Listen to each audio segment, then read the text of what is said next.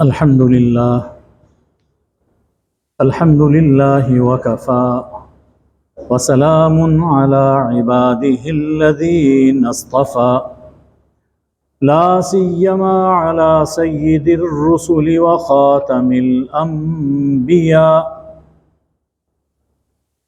وعلى آله الأصفياء والرضوان على أصحابه الأتقياء أما بعد فأعوذ بالله من الشيطان الرجيم بسم الله الرحمن الرحيم قد أفلح من زكاها وقد خاب من دساها صدق اللہ مولانا العظیم۔ حاضرین گرامی قدر،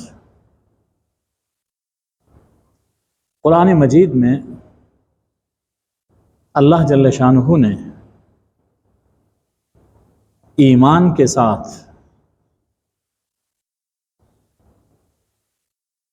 ایک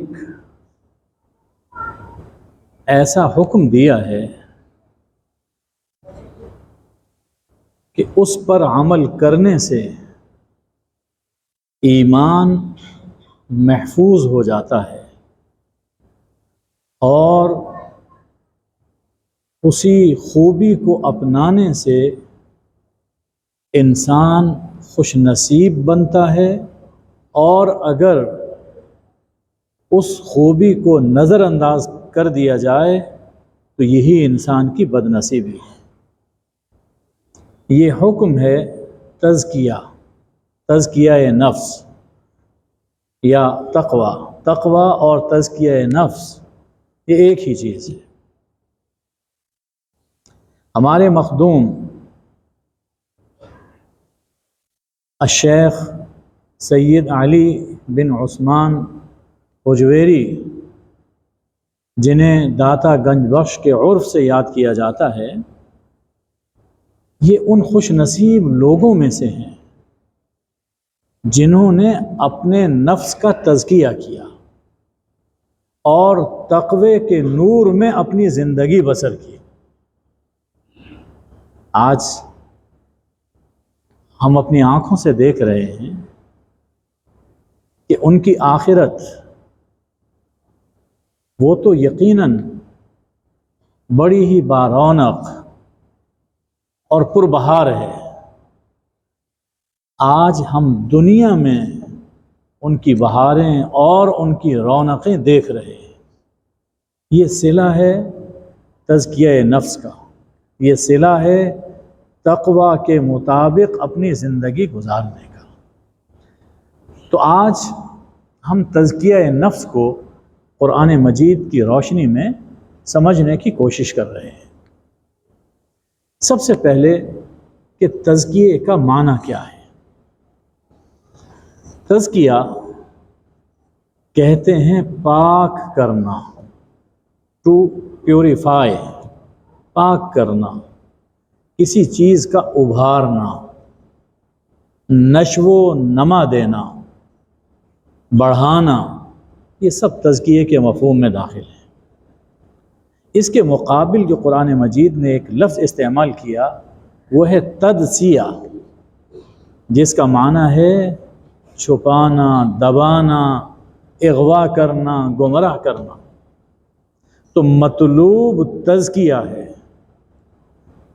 اور متروک تدسیہ ہے۔ تزکیہ حاصل کرنا ہے اور تدسیے سے بچنا ہے۔ قرآن مجید نے تزکیے کی اہمیت کو مختلف انداز میں متعدد مقامات پر بیان فرمایا۔ سب سے پہلے سورہ المؤمنون میں ہم چلتے ہیں۔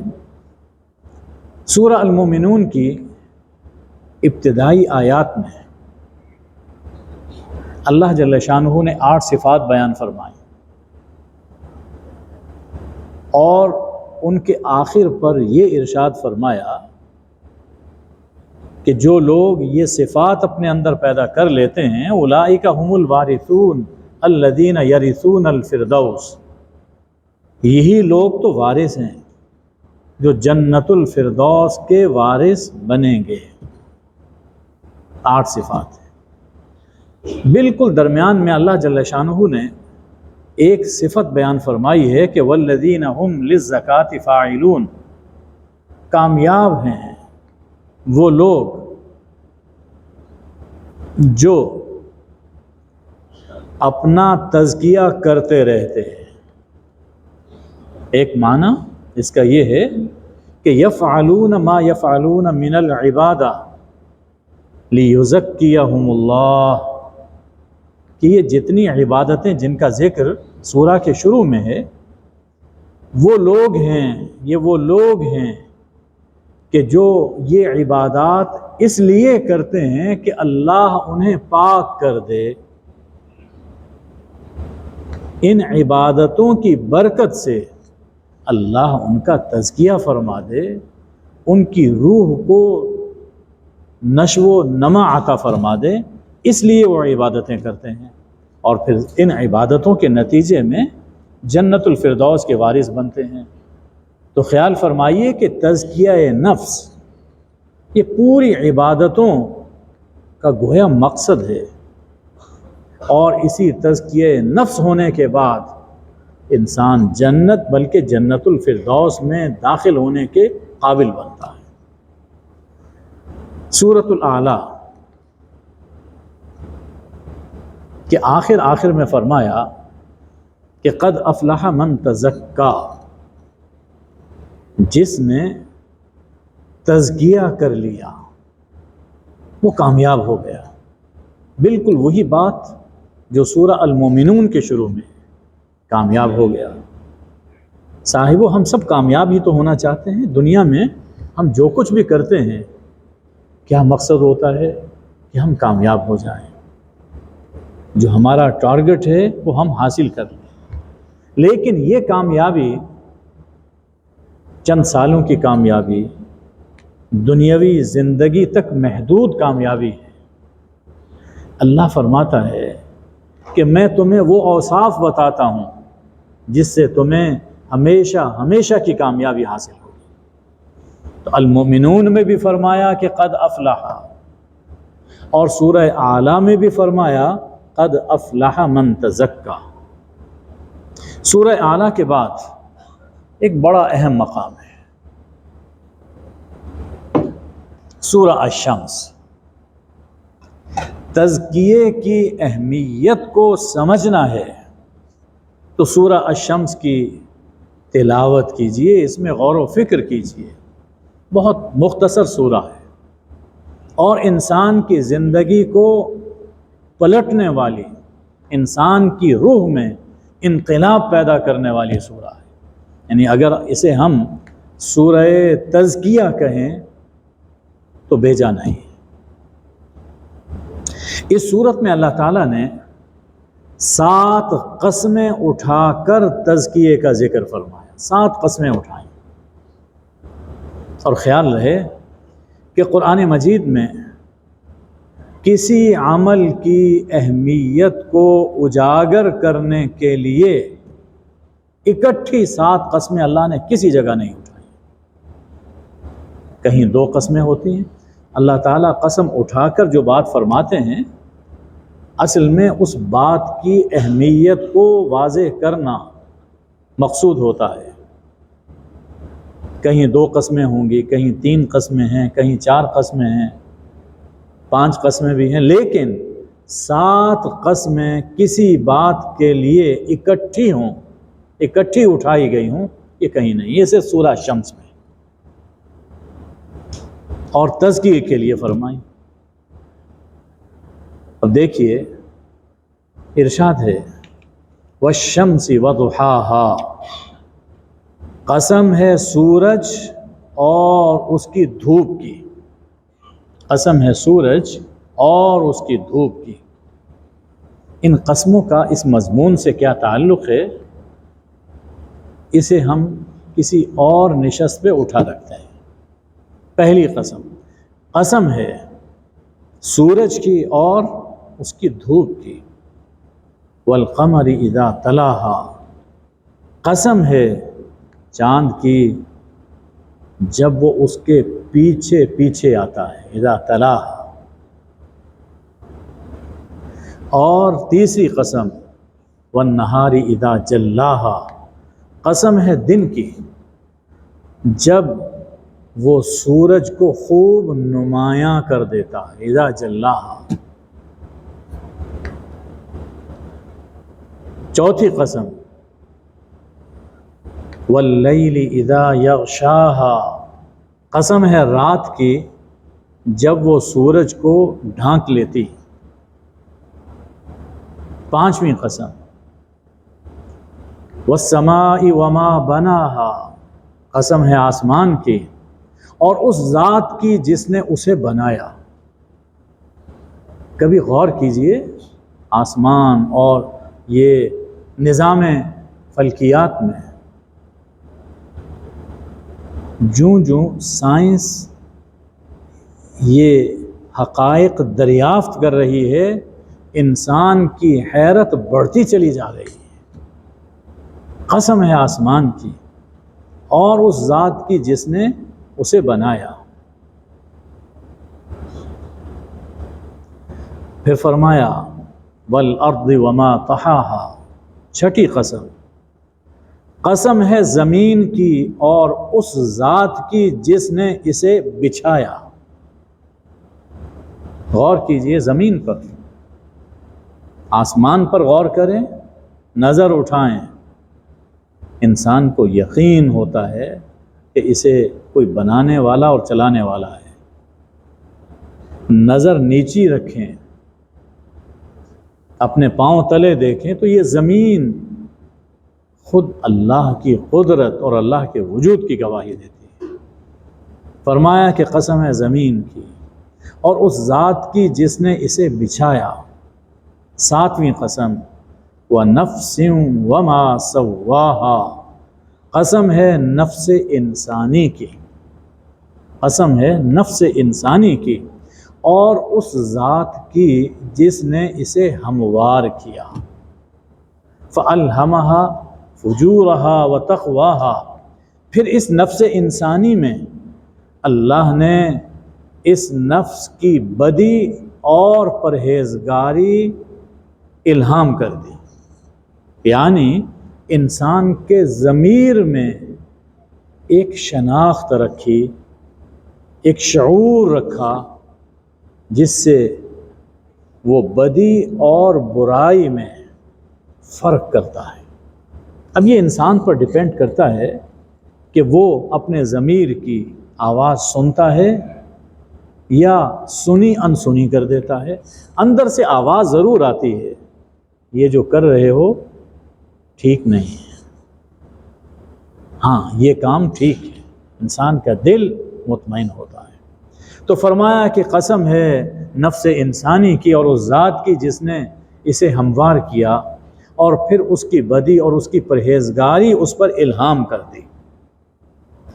یہ 7 قسمیں اٹھا کر فرمایا قد افلح من زکاہا، یقیناً فلاح پا گیا، کامیاب ہو گیا وہ شخص جس نے نفس کا تزکیہ کیا، جس نے اپنے نفس کو پاک کر لیا، وہ کامیاب ہو گیا۔ وقد خاب من دساہا، اور نامراد ہوا، ناکام ہوا وہ شخص جس نے اس نفس کو دبا دیا، یعنی جو اپنے نفس کو فجور سے پاک کرے، فَأَلْهَمَهَا فُجُورَهَا وَتَقْوَاهَا، جو اپنے نفس کو فجور سے، نافرمانی سے پاک کرے اور اس کو ابھار کر تقوی کی بلندی پر لے جائے اور اس کے اندر بھلائی کو نشو و نما دے، بھلائی کو بڑھنے دے، پنپنے دے، قد افلح، وہ فلاح پائے گا۔ اور اس کے برعکس وہ شخص نامراد ہے کہ جو اپنے نفس کے اندر پائے جانے والے نیکی کے رجحانات کو ابھارنے کے بجائے اسے دبا دے۔ انسان کا نفس، اس میں نیکی کے رجحانات موجود ہیں، نیکی کا جذبہ موجود ہے، تو جو شخص نیکی کے جذبات کو دبائے اور برائی کے جذبات کو ابھرنے دے، اسے بہکا کر برائی کی طرف لے جائے اور فجور کو، نافرمانی کو، گناہ کو اس پر اتنا غالب کر دے کہ تقوی اس کے نیچے یوں چھپ جائے جیسے قبر پر مٹی ڈالنے سے لاش چھپ جاتی ہے، گویا کہ ضمیر مردہ ہو گیا اور اس کے اوپر یہ اپنے جذبات اور اپنی خواہشات کی مٹی ڈال رہا ہے اور ضمیر کو اس نے مردہ کر لیا، تو ایسا شخص قد خوابہ، وہ ناکام ہے، نامراد ہے۔ تو قرآن نے یہ واضح فرما دیا کہ ہم نے ہر شخص کو نیکی اور بدی کا شعور عطا فرمایا ہے۔ خوش نصیب ہے کہ جو اپنے ضمیر کی آواز سنتا ہے، نیکی کی راہ پہ چلتا ہے، نیکی کے جذبات کو اپنے دل کے اندر، اپنے نفس میں بڑھنے دیتا ہے، اور ناکام، نامراد ہے وہ شخص کہ جو ان جذبات کو، نیکی کے جذبات کو دبا لیتا ہے اور برائی کے جذبات کو بڑھنے کی راہ دیتا ہے، وہ نامراد۔ تو انسان کی خوش نصیبی اور بد نصیبی کا مدار وہ اسی تزکیے پر ہے۔ تزکیہ کرتا ہے اپنے نفس کا، اپنے نفس کو پاک کرتا ہے تو وہ خوش نصیب ہے، اور اگر وہ اپنے نفس کو دباتا ہے، مردہ کر لیتا ہے، ضمیر کو مار لیتا ہے، یہ انسان بد نصیب۔ تیسری بات یہ سمجھنے کی ہے کہ یہ تزکیہ کن اعمال سے حاصل ہوگا، یعنی اعمال تزکیہ کیا ہے۔ اور اگر ہم یوں کہہ لیں کہ کون سے اعمال ہیں جنہیں بجا لا کر سید علی ابن عثمان حجویری داتا گنج بخش بنے، وہ کون سے اعمال ہیں؟ وہ آپ بھی بن سکتے ہیں، آپ بھی بن سکتے ہیں، یہ اس لیے بیان کیا جا رہا ہے۔ میرے بہت سے بھائیوں کے دل میں یہ خیال آ رہا ہوگا، یہ کیسے ممکن ہے کہ ہم سید حجویری کی طرح ہو جائیں؟ دیکھو، نبی انسان نہیں بن سکتا، انسان نبی نہیں بن سکتا، ولی بن سکتا ہے۔ شیخ حجویری اللہ کے ایک ولی تھے، جس راہ پہ وہ چلے، جو اعمال وہ کرتے رہے، آپ بھی اسی راہ پہ چلیں، وہ اعمال بجا لائیں، اللہ ولایت کا وہ مرتبہ آپ کو بھی عطا فرمائے گا۔ جو جتنا اللہ کا قرب پانے کی جستجو کرے گا، وہ اتنا ہی اللہ کا ولی بنے گا۔ تو اعمال تزکیہ، سب سے پہلی چیز اللہ جل شانہ نے فرمایا کہ قد افلح من تزکا وذکر اسم ربہ فصلی، جس نے تزکیہ کیا وہ مراد پا گیا۔ تزکیہ کیسے ہوگا؟ اپنے رب کے نام کا ذکر کیا، اپنے رب کے نام کا ذکر کیا، پھر نماز پڑھی۔ تو دو چیزیں اس میں ہمارے سامنے آ رہی ہیں۔ آپ ہمارے صوفیہ اولیاء کے جتنے سلسلے دیکھ لیں، ان میں بنیادی چیز یہی ہے، ذکر اور نماز۔ اپنے رب کے نام کا ذکر کیا۔ سورہ المزمل میں حضور اکرم صلی اللہ علیہ وآلہ وسلم سے اللہ جل شانہ نے یہی بات فرمائی، وَاذْكُرِ اسْمَ رَبِّكَ وَتَبَتَّلْ إِلَيْهِ تَبْتِيلًا، اپنے رب کے نام کا ذکر کیجئے۔ رب کا نام کیا ہے؟ اللہ۔ اللہ اللہ، بڑے پیار سے اپنے رب کو یاد کرنا چاہیے۔ رب کا نام، لا الہ الا اللہ، لا الہ الا اللہ، لا الہ الا اللہ، یہ ذکر ہے۔ پھر اس کے بعد نماز سے تزکیہ ہوتا ہے انسان کا۔ حضور اکرم صلی اللہ علیہ وآلہ وسلم نے اسے ایک حسی مثال سے بیان فرمایا کہ نماز، 5 وقت نماز پڑھنا ایسا ہے کہ جیسے گھر کے سامنے صاف و شفاف پانی کی نہر چل رہی، بلکہ یوں کہیے کہ جنتی نہر چل رہی، اور کوئی شخص اس میں 5 مرتبہ غسل کرتا ہے، اس کے جسم پر کوئی میل کچیل نہیں رہے گا۔ تو جو دن میں 5 مرتبہ نماز پڑھتا ہے، نوافل کا کچھ اہتمام کر لیتا ہے، تو اللہ اس کی روح کو ہر طرح کی آلودگیوں سے اور میلوں سے پاک فرما دیتا ہے۔ یہ پہلا کام۔ دوسری چیز فرمائی وَسَيُجَنَّبُهَا الْأَتْقَى، اس جہنم سے دور رکھا جائے گا، بچایا جائے گا اتقا کو، جو بہت تقوی والا ہے۔ یہ کون ہے؟ الذی یؤتی مالہ یتزکا، جو اپنا مال اللہ کی راہ میں دیتا ہے اس لیے کہ اس کا تزکیہ ہو جائے۔ اپنا مال اللہ کی راہ میں خرچ کرتا ہے، دکھاوے کے لیے نہیں، ٹالنے کے لیے نہیں، دنیا کی شہرت کے لیے نہیں، بلکہ اس لیے کہ میرا تزکیہ ہو جائے، میرا دل، میری روح پاک ہو جائے۔ اس سے یہ معلوم ہوا کہ صدقہ اور زکوٰۃ ایسے اعمال ہیں جن سے انسان کا نفس پاکیزہ ہوتا ہے۔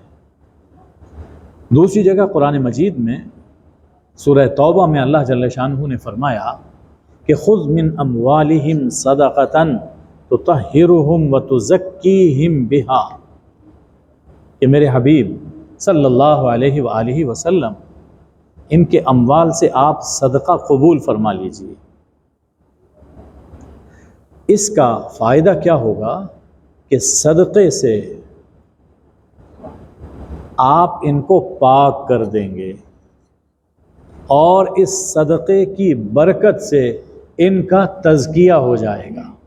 تو تطہیر اور تزکیہ یہ صدقے اور زکوٰۃ کی برکت سے ہوتا ہے۔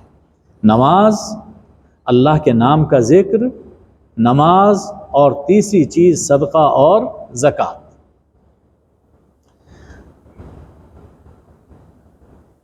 سورہ الاعلیٰ میں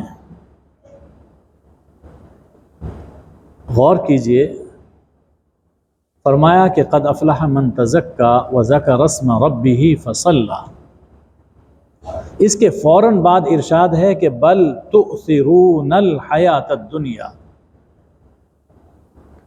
تزکیہ حاصل ہوگا ذکر سے، نماز سے، لیکن کیا کیجئے کہ تم دنیاوی زندگی کو ترجیح دیتے ہو، حالانکہ والآخرۃ خیر، آخرت بہتر ہے اور بہت باقی رہنے والی ہے، تو دنیاوی زندگی کو ترجیح دیتے ہو۔ تو اس میں کہ دنیاوی زندگی میں انسان مال اور دولت کی کوشش کرتا ہے، اگر اسے ترجیح دیتا ہے تو پیسہ کمانے کی کوشش کرتا ہے۔ تو اشارتاً اس میں فرمایا گیا کہ دنیا کو ترجیح دینا، اس کا علاج، اس بیماری کا علاج کس میں ہے کہ اس مال کو اللہ کی راہ میں خرچ کیا جائے۔ تو یہاں بھی اشارتاً زکوٰۃ کا ذکر فرمایا گیا۔ پھر اس سورہ کے آخر میں اللہ جل شانہ نے فرمایا کہ ان ھذا لفی الصحف الاولی، یہ بات کہ تزکیہ سے کامیابی حاصل ہوتی ہے، اور تزکیہ ہوگا ذکر سے، نماز سے، زکوٰۃ سے، یہ بات پہلے صحیفوں میں بھی ذکر کی گئی ہے۔ صحف ابراہیم و موسیٰ، ابراہیم اور موسیٰ علیہ السلام کے صحیفوں میں بھی یہ بات مذکور ہے۔ تو تو یہ سمجھایا کہ یہ صرف تمہارے لیے پابندی نہیں ہے امت محمدیہ، یہ صرف تم پر لازم نہیں کیا گیا، ہر امت میں یہ چیز رکھی گئی، پہلے صحیفوں میں بھی یہ بات۔ اس سے یہ معلوم ہوا کہ تزکیہ نفس کے یہ وہ اعمال ہیں جو ہر امت میں رہے اور انہی سے تزکیہ ہوتا ہے۔ دیکھیے بیماریاں ہوتی ہیں نا، نزلہ زکام، یہ کوئی اس صدی کی بیماری تو نہیں ہے۔ جب سے انسان اس دنیا میں آیا اس طرح کی بیماریاں انسان کے ساتھ چلی آ رہی ہیں۔ انسان نے اپنے تجربات سے سیکھا کہ کس بیماری کا علاج کس جڑی بوٹی سے ہوگا۔ اب اس علاج کی صورتیں بدلتی چلی گئی، ایلوپیتھک ہے، دوسرا علاج ہے، تو اب یہ سب، لیکن اس کے اندر بنیادی چیز وہ ایک ہی ہوتی ہے۔ اسی طرح پر روحانی بیماریاں، روحانی بیماریوں کی صورتیں بدلتی ہیں، لیکن ان کا علاج وہی ہے جو اللہ نے انسان کو شروع سے عطا فرمایا، اور وہ ہے تزکیہ اور تزکیہ کے اعمال۔ یہ جو مقام ہے سورہ الاعلیٰ کا، یہاں مفسرین نے ایک روایت نقل کی ہے، اور یہ روایت کا مضمون ایسا ہے کہ جس سے تزکیہ نفس ہوتا ہے، اس لیے یہ روایت میں گوش گزار کر رہا ہوں۔ ابو ذر غفاری رضی اللہ تعالیٰ عنہ حضور اکرم صلی اللہ علیہ وآلہ وسلم کے بڑے لاڈلے صحابی، انہوں نے رسول اللہ صلی اللہ علیہ وآلہ وسلم سے سوال کیا کہ ابراہیم کے صحیفے کیسے تھے اور کیا تھے؟ دو پیغمبروں کے صحیفے کا ذکر ہے، ابراہیم کے صحیفے اور موسیٰ کے صحیفے۔ تو سوال کیا کہ ابراہیم کے صحیفے کیسے تھے، ان میں کیا مضمون تھا؟ تو حضور اکرم صلی اللہ علیہ وآلہ وسلم نے فرمایا کہ اس میں عبرت کے لیے مثالوں کا ذکر فرمایا گیا تھا، امثال عبرت۔ پہلی بات فرمائی کہ ایک مثال میں ظالم بادشاہ سے خطاب ہے۔ یہ کون فرما رہے ہیں؟ میرے اور آپ کے مولا حضرت محمد مصطفیٰ احمد مجتبیٰ صلی اللہ علیہ وآلہ وسلم۔ ظالم بادشاہ سے خطاب ہے، اے لوگوں پر مسلط ہو جانے والے مغرور، میں نے تجھے حکومت اس لیے نہیں دی تھی کہ تو دنیا کا مال اور مال جمع کرتا چلا جائے، میں نے حکومت اس لیے نہیں دی تھی، بلکہ میں نے اقتدار اس لیے سونپا تھا کہ تو مظلوم کی بد دعا مجھ تک نہ پہنچنے دے، میں نے اقتدار اس لیے دیا۔ اور یہ صرف کسی بڑے کے لیے نہیں ہے، جس کے پاس جتنا اختیار ہے وہ سب اس کے مخاطب ہیں۔ میں نے اس لیے اقتدار نہیں دیا کہ تو دنیا کی دولت جمع کرنے میں لگا رہے، بینک بیلنس بڑھائے، پراپرٹی بڑھاتا چلا جائے، اس لیے نہیں دیا تھا۔ اس لیے دیا تھا کہ دنیا میں اگر کوئی کسی پر ظلم کرتا ہے تو مظلوم کی بد دعا مجھ تک نہ پہنچنے دے، اس کو پہلے سے انصاف دے دے، زمین پر انصاف دے دے، کیونکہ میرا قانون یہ ہے کہ میں مظلوم کی دعا کو رد نہیں کرتا، میں مظلوم کی دعا کو رد نہیں کرتا، اگرچہ وہ کافر کی زبان سے نکلی ہو۔ مظلوم اگر کافر ہے اللہ اس کی بھی سنتا ہے، مظلوم اگر جانور ہے اللہ اس کی بھی سنتا ہے، چیونٹی پر بھی ظلم کرنا روا نہیں ہے، اللہ اس کی بھی سنتا ہے، وہ تو رب العالمین۔ دوسری مثال عام لوگوں سے خطاب ہے۔ عقل مند آدمی کا کام یہ ہے کہ اپنے اوقات کے 3 حصے کرے، اپنے اوقات کے 3 حصے کرے، عقل مند آدمی کا کام۔ ایک حصہ اپنے رب کی عبادت اور اس سے مناجات کا ہو، یہ ہماری نماز سب اسی میں شامل ہے، مناجات میں اور عبادت میں۔ دوسرا حصہ اپنے اعمال اور اپنے نفس کے محاسبے کے لیے مخصوص کرے، اس میں اللہ کی عظیم قدرتوں اور صنعتوں میں غور و فکر کرے۔ یتفکرون فی خلق السماوات والارض۔ اور تیسرا حصہ اپنی معاشی اور طبعی ضرورتوں کو پورا کرنے کے لیے ہو۔ یہ تین حصے، یہ عقل مند آدمی وہ ہے جو اپنے اوقات کو اس طرح تین حصوں میں تقسیم کر لے، جو 24 گھنٹے سوتے ہوئے بھی فکر ہے پیسہ کہاں سے آئے گا، کیسے میں حاصل کر سکتا ہوں، کیسے میں کسی سے ہیرا پھیری کر سکتا ہوں۔ یہ بے وقوف ہے، اس لیے کہ جو کچھ کر رہا ہے وہ سب کچھ یہیں پہ رہ جائے گا، اور معلوم نہیں کہ کس دن ہارٹ فیل ہو جائے۔ سوتے سوتے چلتے بنو، چلتے چلتے چلتے بنو، کچھ پتہ نہیں ہے۔ فرمایا گیا عقل مند آدمی کو چاہیے کہ اپنے زمانے کے حالات سے واقف رہے، اپنے ضروری کام میں لگا رہے، اپنے ضروری کام میں لگا رہے، اور اپنی زبان کی حفاظت کرے۔ یہ ہے عقل مند آدمی۔ حضرت ابو ذر کہتے ہیں، میں نے عرض کی یا رسول اللہ، حضرت موسیٰ علیہ السلام کے صحیفوں میں کیا تھا؟ فرمایا اس میں عبرتیں ہی عبرتیں ہیں۔ چند کلمات یہ ہیں، مجھے تعجب ہے اس شخص پر، مجھے تعجب ہے اس شخص پر جسے مرنے کا یقین ہو اور پھر وہ دنیاوی خوشیوں میں ڈوبا رہتا ہے۔ مجھے تعجب ہے اس شخص۔ کبھی آپ نے کسی شخص کو دیکھا کینسر آخری سٹیج پر ہو اور وہ ناچ گانا کر رہا ہو، ہلا گلا کر رہا ہو؟ اسے فکر ہوتی ہے، معلوم نہیں کہ کس وقت کام تمام ہو جائے۔